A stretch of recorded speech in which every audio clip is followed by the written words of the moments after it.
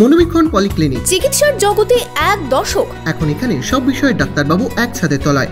Phone করুন 7477999515 এই নম্বরে। আরজিকর কাণ্ডে বিচার চেয়ে পথে নেমে প্রতিবাদে সামিল পশ্চিমবঙ্গ বিজ্ঞান মঞ্চের সদস্যরা। বুধবার বিকেলে বহরমপুরের ওয়াইএমএ ময়দান থেকে শুরু হয় মিছিল।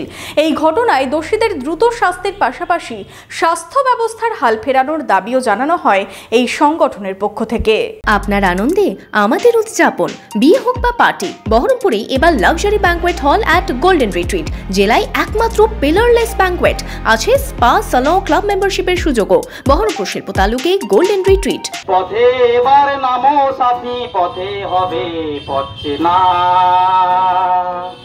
পথে এবার নামো সাথী, পথে হবে পথে না।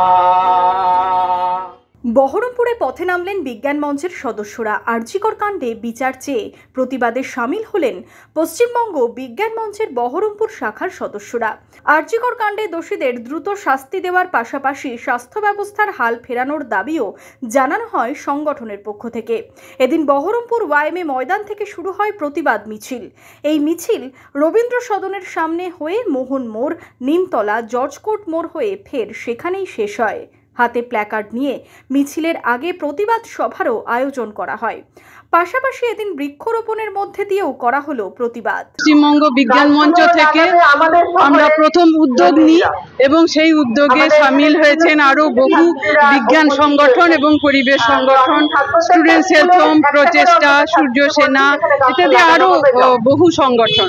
আমরা সবাই চাই যে পরিবেশটাকে ভালো করতে।